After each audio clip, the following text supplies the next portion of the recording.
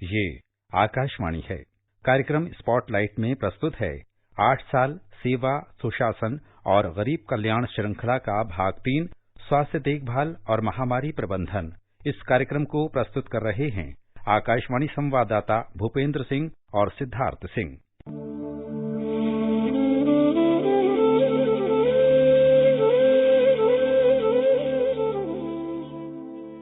आरोग्यम परमम भाग्यम स्वास्थ्यम सर्वार्थ साधनम। निरोगी होना ही परम भाग्य है और स्वास्थ्य से ही सभी कार्य सिद्ध होते हैं। इस बात में कोई दो राय नहीं कि अच्छी सेहत ही वो खजाना है जिसकी बदौलत कोई व्यक्ति अपने जीवन को खुशहाल बना सकता है। अच्छी सेहत न सिर्फ व्यक्तिगत विकास में सहायक साबित होती है, बल्कि ये देश और समाज के विकास में भी अहम भूमिका निभाती है।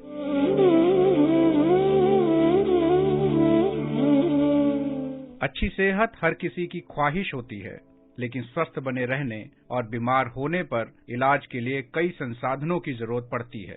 विश्व स्वास्थ्य संगठन की रिपोर्ट के अनुसार आज विश्व की तकरीबन आधी जनसंख्या पर्याप्त स्वास्थ्य सेवाओं से वंचित है। इसका कारण है इलाज का लगातार महंगा होते जाना।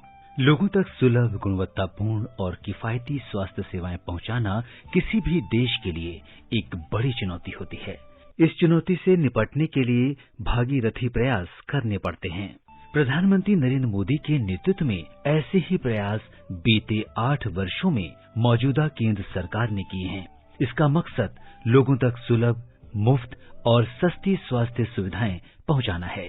बीते 7-8 साल से देश में स्वास्थ्य को लेकर बहुत बड़े और व्यापक रूप से काम किया जा रहा है। हमारी सरकार ने 7 विषयों पर फोकस किया है। पहली कोशिश ये है कि बीमारी की नौबत ही नहीं आए, इसलिए प्रिवेंटिव हेल्थ केयर पर हमारी सरकार ने बहुत जोर दिया है।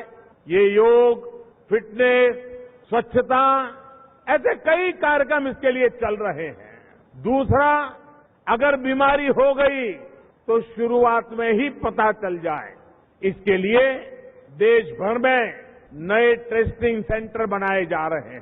तीसरा फोकस ये है कि लोगों को घर के पास ही प्राथमिक उपचार की बेहतर सुविधा हो।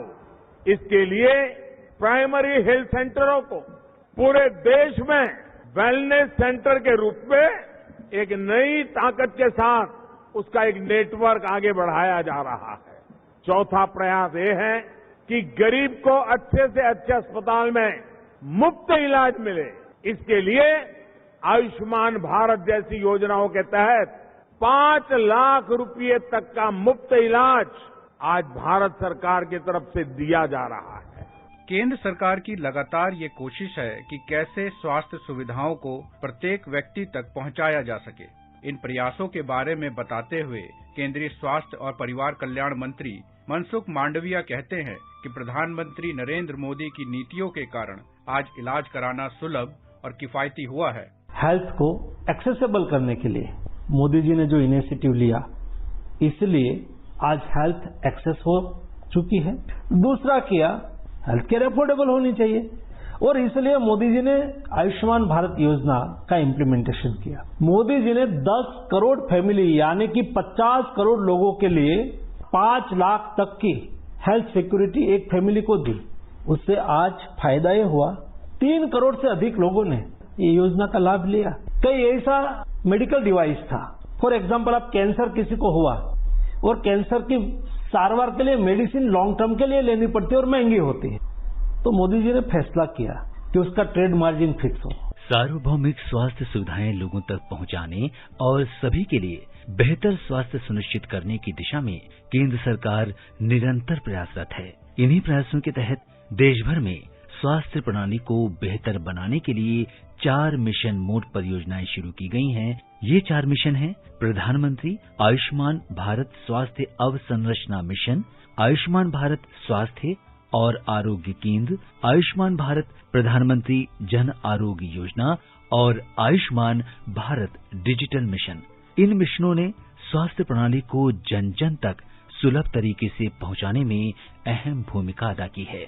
केंद्रीय स्वास्थ्य और परिवार कल्याण मंत्रालय में अतिरिक्त सचिव और राष्ट्रीय स्वास्थ्य मिशन के मिशन निदेशक विकासशील बताते हैं कि प्रधानमंत्री नरेंद्र मोदी के नेतृत्व में 2017 में राष्ट्रीय स्वास्थ्य नीति लागू की गई। इसके तहत लक्ष्य तय किया गया है कि देश में सार्वभौमिक स्वास्थ्य सुविधाएं विकसित की जाएंगी। माननीय प्रधानमंत्री जी की जो कल्पना है आयुष्मान भारत की, उसके अंतर्गत ये जो 4 मिशन शुरू किए गए हैं, इन सब मिशन का बड़ा ही स्पष्ट ऑब्जेक्टिव है। ये सार्वभौमिक स्वास्थ्य की दृष्टि से सभी क्रिटिकल जो पहलू हैं उनको एड्रेस करते हैं।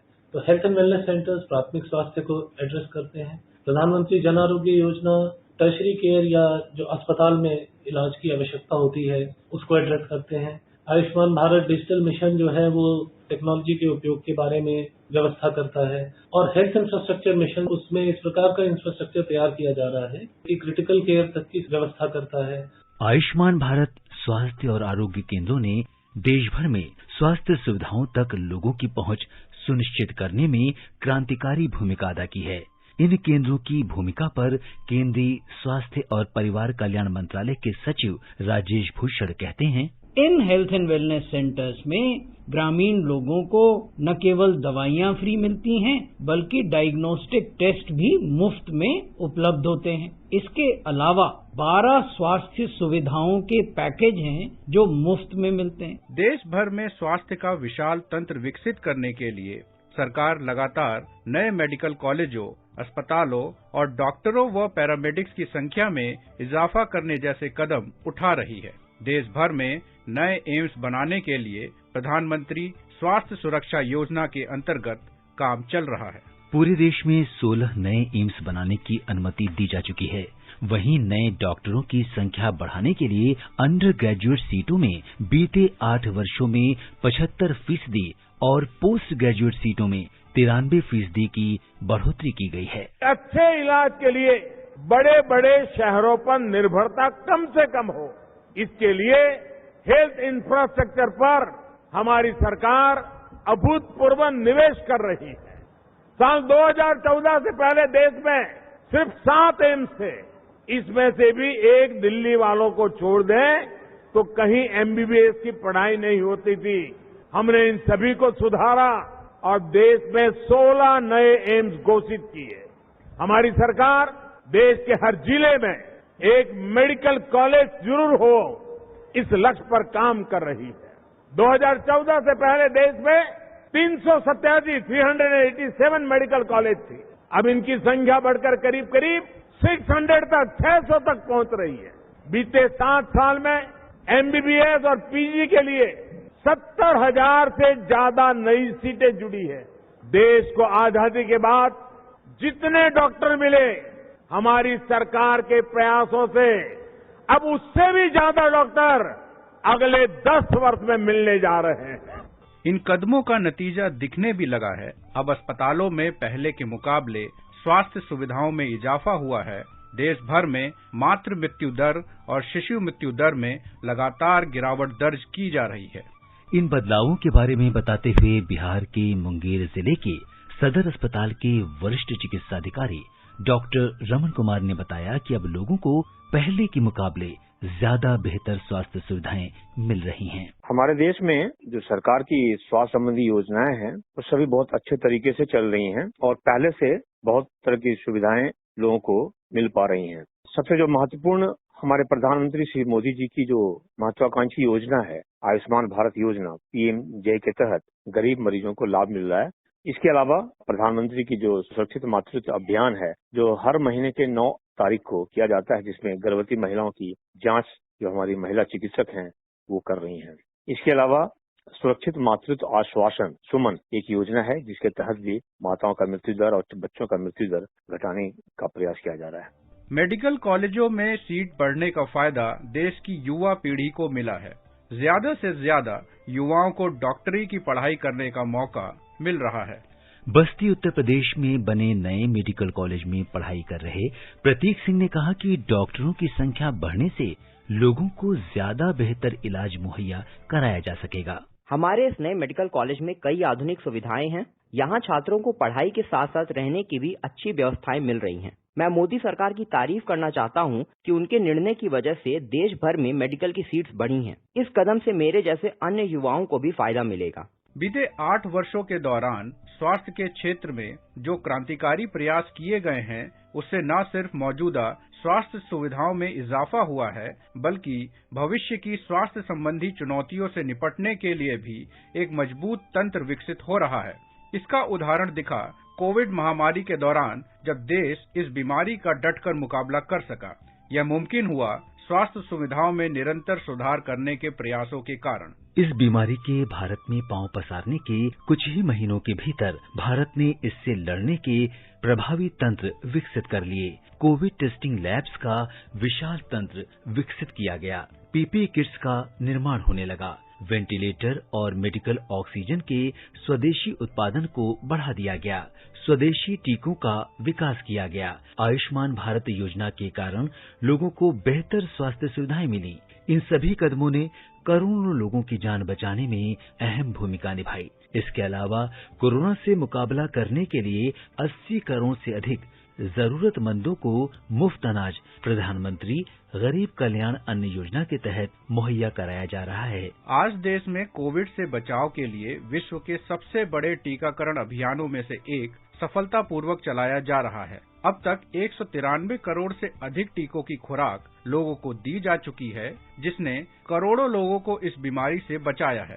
टीकाकरण की भूमिका पर केंद्रीय स्वास्थ्य और परिवार कल्याण मंत्रालय के संयुक्त सचिव लव अग्रवाल कहते हैं, यह क्लियरली हमारे सामने उभर कर आता है कि vaccinations are very useful. Vaccination के द्वारा इन्फेक्शन के स्प्रेड को कम किया जा सकता है। वैक्सीनेशन के द्वारा हॉस्पिटलाइजेशन की आवश्यकता कम होती है और वैक्सीनेशन के द्वारा ही हम यह भी इंश्योर कर सकते हैं कि सीवियर केसेस ना आए।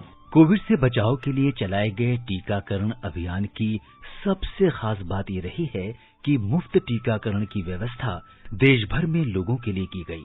मुफ्त टीकाकरण के लाभार्थी हिमाचल प्रदेश के शिमला में रहने वाले पुनीत कुमार कहते हैं, भारत सरकार द्वारा जो मुफ्त वैक्सीनेशन का जो ड्राइव है पूरे भारतवर्ष में चलाया गया, क्योंकि उसके कारण न केवल शहरी क्षेत्रों में, यद्यपि ग्रामीण क्षेत्रों में भी हमारे ग्रामीण परिवेश में जो आर्थिक रूप से कमजोर वर्ग था, उसको भी बहुत लाभ इसका मिला। भारत के कोविड टीकाकरण अभियान, सफल कोविड प्रबंधन और वैक्सीन मैत्री की प्रशंसा पूरी दुनिया कर रही है।